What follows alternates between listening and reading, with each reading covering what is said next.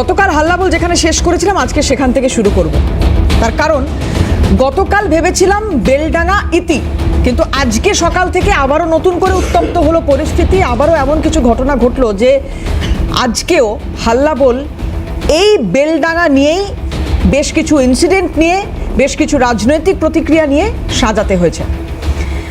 আর definitely আমার সঙ্গে যারা প্যানেলে থাকবেন তাদের কাছ থেকে তো শুনবই, তাদের বক্তব্য শুনবই। আজকে হাল্লাবোলে আমি দেবারতী রয়েছি আপনাদের সঙ্গে, এবং সকাল থেকে যা যা ঘটনাক্রম গতকালের পর আজকে যা যা ঘটনাক্রম, কয়েকটা ছবি একটু আপনাদের দেখাতে চাইবো। দেখুন কি কি হলো, কিছু বাদ নেই। গতকালও দেখেছিলাম আগুন জ্বলতে, আজকেও আগুন জ্বললো। গতকাল দেখেছিলাম রেল লাইন, ট্রেন স্তব্ধ করে বিক্ষোভ, আজকেও একই ঘটনা। আজকে রেল লাইন উপড়ে ফেলার ছবি দেখলাম, সাধারণ মানুষ রাস্তায় নামলেন। তার এই সাধারণ মানুষ, এই যে কথাটা বলছি, তার একটা তো ন্যারেটিভ রয়েছে রাজনৈতিক দলের, সেটাতে আমি পরে আসছি। কিন্তু এটা কন্ট্রোল করার জন্য পুলিশ নামলো, রাফ নামলো, কলকাতা থেকে ফোর্স যাচ্ছে, সেই ছবি দেখলাম। বেলডাঙার এই অবস্থা কেন? গতকাল একজন প্যানেলিস্ট এখানে বসে বলছেন যে এটা তো হওয়ারই ছিল। যবে থেকে বাবরি মসজিদের কথা অ্যানাউন্স হলো তারপর থেকে নাকি এটা হওয়ারই ছিল। তার পার্সপেক্টিভ তিনি তার মতো করে বলেছেন। আজকের ব্যাখ্যা, আজকের যা যা ঘটনাক্রম, কি কোন দিকে যাচ্ছে, কি হতে চলেছে, কেন বারবার ওয়াকাফ হোক, সিএএ হোক, বাবরি মসজিদ হোক বা এই ঘটনা হোক, কেন বারবার বেলডাঙা অশান্ত হচ্ছে, কি ন্যারেটিভ তৈরি হচ্ছে, আর যা যা হচ্ছে তা থেকে কি কোনো রাজনৈতিক দল কোনো ফায়দা তুলতে পারবে? কি মনে হয় আপনাদের? আমাদেরকে এই সোশ্যাল মিডিয়া আপনারা বলতে পারেন, শেয়ার করতে পারেন আপনাদের মত, এবং আমার সঙ্গে আজকে যারা প্যানেলে উপস্থিত রয়েছেন তাদের মত এখানে সব থেকে বেশি গুরুত্বপূর্ণ।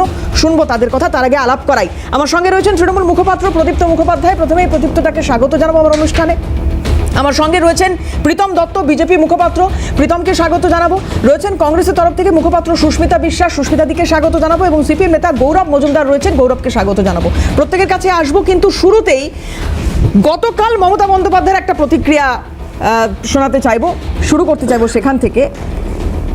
এই যে বলছিলাম কিছুক্ষণ আগে, সাধারণ মানুষ যারা বিক্ষোভ করছেন, আন্দোলন করছেন, কিন্তু অনেকেই বলছেন এই সাধারণ মানুষের মধ্যে এক শ্রেণীর কমিউনিটির সংখ্যালঘু, স্পষ্ট করে বলতে গেলে মুসলমান সমাজ, তারা পথে নেমেছেন, তারা আন্দোলন করছেন। তাদের এই ক্ষোভ জাস্টিফাইড বলছেন মাননীয় মুখ্যমন্ত্রী মমতা বন্দ্যোপাধ্যায়।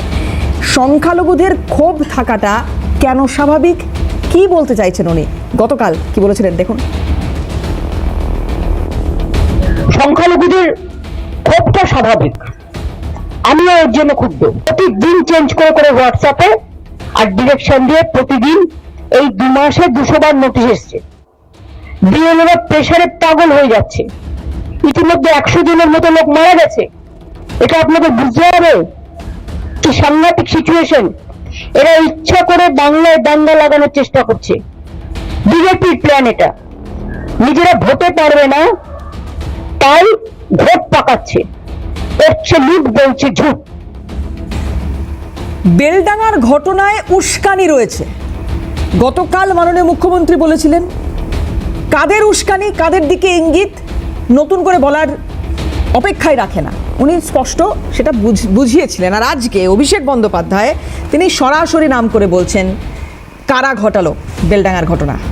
কি বলেছেন অভিষেক বন্দ্যোপাধ্যায়, দেখাবো আপনাদের, দেখুন। দেখেছেন বিজেপিকে গালাগালি দিয়ে গত 5 বছরে, 7 বছরে, 10 বছরে, 12 বছরে যবে থেকে মোদির সরকার দেশ চালাচ্ছে, এই যে ঘটনাটা ঘটছে এর ইন্ধন দিচ্ছে বিজেপির বাবুরা। আর একটা নতুন গদ্দার তৈরি হয়েছে এই মাটিতে। সে, আমি যদি আজকে এখানে না আসতাম তাহলে সেই গদ্দারদের অক্সিজেন দেওয়া হতো। আমি যখন খোঁজ নিয়ে দেখলাম যে এই ঘটনার পিছনে প্রত্যক্ষভাবে তাদের মদত এবং ইন্ধন রয়েছে, যারা কোনোদিন মানুষের পাশে থাকেনি। একটা গদ্দারকে, একটা মির্জাফরকে, একটা বিজেপির ডামি ক্যান্ডিডেটকে তো আপনারা বিদায় দিয়েছেন, আর একটা নতুন গজিয়েছে। সেটাকে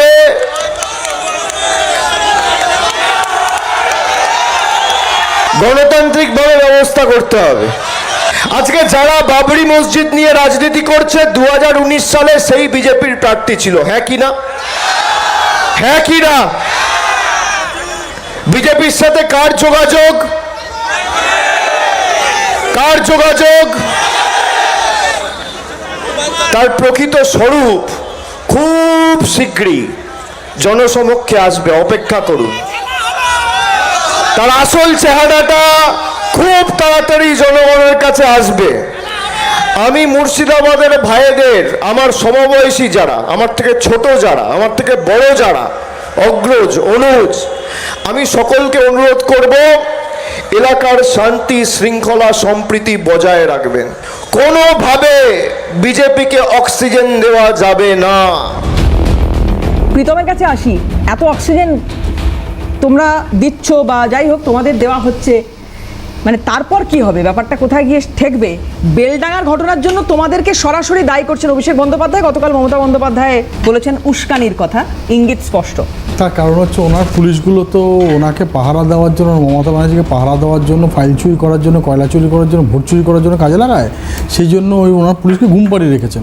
ওনার কাছে পুলিশ আছে, তদন্ত করুক, তদন্ত করে এভিডেন্স নিয়ে কোর্টে পেশ করুক, কোর্ট আমাদেরকে সাজা দেবে, আমরা সাজা পালন করবো। আসলে কি বলুন তো, মুশকিলটা হচ্ছে যে পাল্টানো দরকার, চাই বিজেপি। তুমি যখন এই কথাটা বলছো প্রীতম, আমি একটু থামাবো তোমাকে। এটা খুব একটা ইম্পর্টেন্ট কথা তুমি বললে। আজকেই জলপাইগুড়ি সার্কিট বেঞ্চের স্থায়ী ভবনের উদ্বোধন মাননীয় মুখ্যমন্ত্রী সেই অনুষ্ঠানে উপস্থিত ছিলেন, সুপ্রিম কোর্ট হাইকোর্টের জাজ উপস্থিত ছিলেন এবং সেখানে দাঁড়িয়ে মাননীয় মুখ্যমন্ত্রী একটা খুব গুরুত্বপূর্ণ কথা বলেছেন। কেন্দ্রীয় এজেন্সি নিয়ে আবারও তিনি তার কিছু ক্ষোভ সেই কথা বলেছেন এবং এই বিচারপতিদের কাছে উনি বলছেন, এই আবেদন করছেন যে দেশকে বাঁচান, গণতন্ত্রকে বাঁচান, সংবিধানকে বাঁচান। তুমি যখন এই কথা বললে আমি একটু শোনাতে চাইবো কি বলেছেন মাননীয় মুখ্যমন্ত্রী। আমি তারপরে আসবো আবারও তোমার কাছে। দেখুন, আচ্ছা আমি কিছুক্ষণের মধ্যে শোনাতে পারবো হয়তো। হ্যাঁ প্রীতম বলো। তিনটে জিনিস বললে, দেশকে বাঁচান, দেশের আর্মিকে উনি বলছেন যে দেশের আর্মি নাকি এসে কু করে দেয়, দেশের আর্মিকে বলছেন যে মহিলাদের হাতাকন্তি নিয়ে চলে যাও। এবার তুমি বললে তুমি সংবিধান বাঁচানোর কথা বললে, সংবিধান থেকে শুরু করে প্রত্যেকটা জিনিস, সাংবিধানিক যে কাঠামোগুলো আছে সেগুলোকেই বারবার আঘাত দিচ্ছেন। সংবিধান যে কাঠামোগুলো, যে আইন প্রণয়ন করেছেন, সেই আইন প্রণয়ন করে ইডি একটা কর্পোরেট সংস্থাকে তদন্ত করতে এসেছিল, সেখান থেকে ফাইল ডাকাতি করে নিয়ে চলে গেছে। আমার কথা না, ইডির কথা সুপ্রিম কোর্টে দিয়েছেন। এবং আজকে যে ঘটনাটা তুমি উল্লেখ করলে সার্কিট বেঞ্চের ওপেনিংয়ের কথা, সেখানেও বাংলা বাঙালির, দেখুন মমতা ব্যানার্জি বাংলা বাঙালি, আমার তোমার সবার মুখ্যমন্ত্রী, সে বাংলা বাঙালির মাথা হেড করে দিল। কেন? তার কারণ হচ্ছে আমরা অতিথি দেব বলি, আমরা বলি কোনো অতিথি যদি আসে সে আমাদের কাছে নারায়ণের মতো তুল্য। সেখানে ভারতবর্ষের আইনমন্ত্রী, আমার তোমার মমতা ব্যানার্জিরও আইনমন্ত্রী, তিনি আসলেন, সবাই মমতা ব্যানার্জি সবাইকে লাইন ধরে নিজে উত্তরীয় পড়ালেন, শুধু একমাত্র আপনার পড়ালেন না মেঘাওয়ালজিকে, যিনি আইনমন্ত্রী ভারতবর্ষে।